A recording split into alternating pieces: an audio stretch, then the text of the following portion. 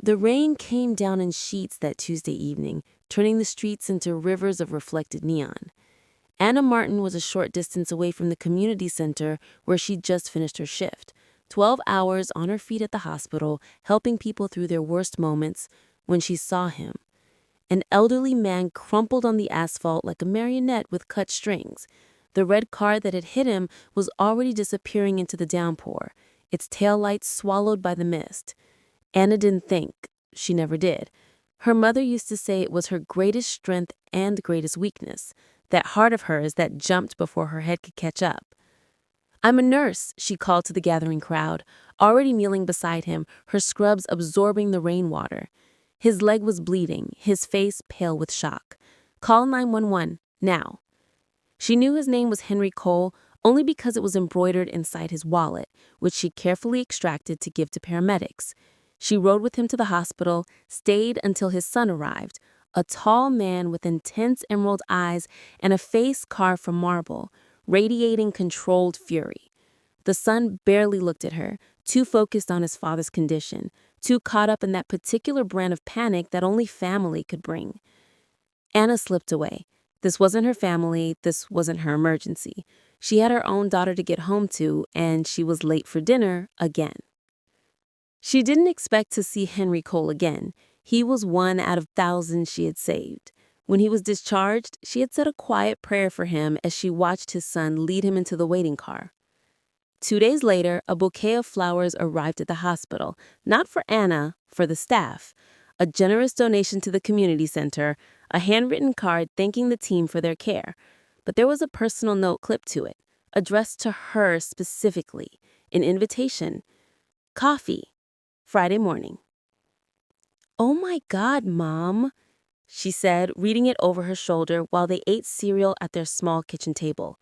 Her daughter was 14 now, clever and protective, and far too aware of how hard things had been. "I looked him up, Mom. He's billionaire rich. Pixelverse Studios, that's his company. Sophie's Game, that's his game. Everyone at school plays it. Maybe he wants to give you a reward for saving his dad. What if he gives you a big house with a pool?" Anna rolled her eyes. Maya has been dreaming of a big house with a pool for a while.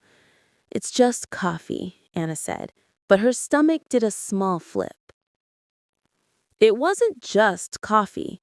The cafe he chose was elegant, all exposed brick and carefully curated mood lighting. She smiles when she saw Henry sitting in the plush chairs. He looked much better, a far cry from the bruised man who had asked her to pass on his last words to his son and granddaughter. "I don't know what would have become of me if you hadn't stepped up." Anna smiled back at him, allowing him to squeeze her hand gently. Looking at him made her miss her father. Her last visit to her parents was 3 years ago. She missed them, but she couldn't afford the trip. Not right now. When they finished their dessert, the old man handed her an invitation card. "My birthday is on Sunday. I would love to have you there. After all, there wouldn't be a party if you hadn't saved me." Anna stared at the card in her hand. "I would love to, but Sunday is the only day I get to spend with my daughter." "Bring her along then," he said after a pause. "It would be great to have another kid in the house besides Sophie, my granddaughter. She's 12. Maya was excited about the party. Anna had thought she would be happy that she turned down an upper-class party to spend time with her. Clearly, she didn't know her daughter well. By Sunday evening, Maya appointed herself makeup artist and stylist, picking out a sleek black dress with a high slit for Anna, then expertly applying her makeup. Sophie Cole's first words to Maya were, "Your mom works in healthcare? That's so boring." Maya's response was immediate and withering. "Your dad makes games for kids. That's so sad." Anna watched this exchange from across the living room of Adrian's penthouse apartment, all floor-to-ceiling windows and carefully chosen modern art, and felt something like relief. At least the girls were honest with each other. She hoped the honesty wouldn't get them thrown out of the house before the night was over. Adrian looked handsome in his tuxedo, the panic in his eyes from the first meeting now completely gone. His green eyes took her in as Henry introduced her. Anna felt thankful that she had worn the black dress. After the introduction, Adrian barely spoke to Anna, but when they were about to leave, he asked if Maya could hang out with Sophie some other time. The two girls had gotten along better than he could have imagined. But by the second meeting, they were texting. By the third, they were making plans.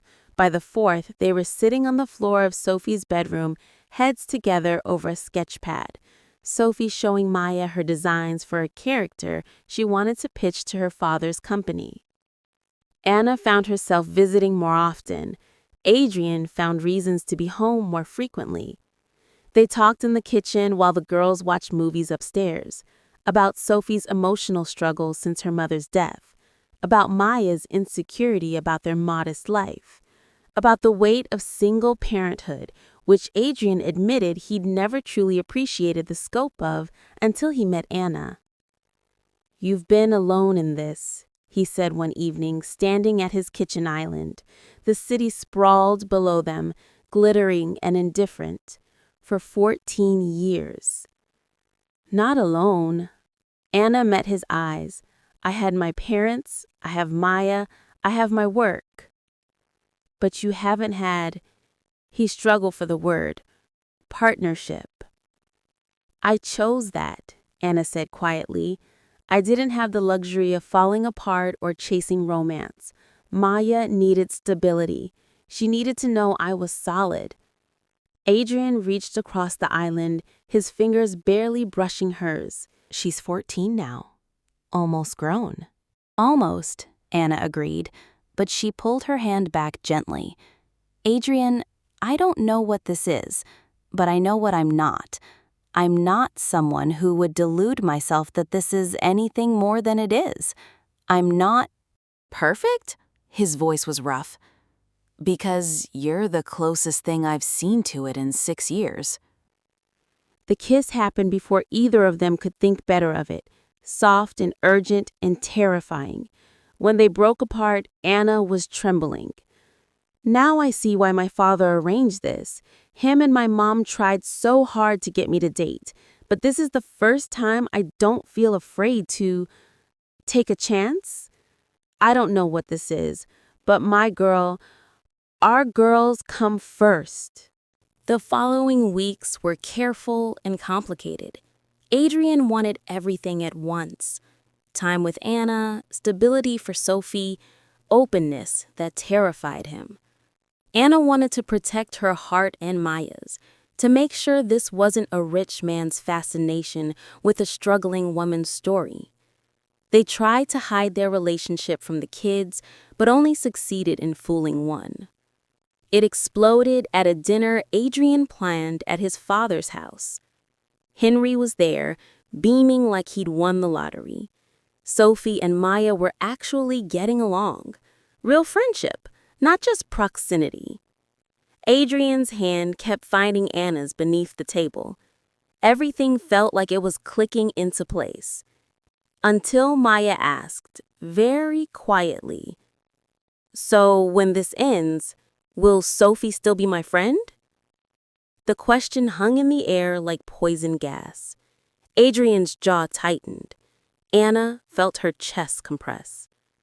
"When what ends? Why would we stop being friends?" Sophie asked, confused. "Because you two are a billionaire and his company VP.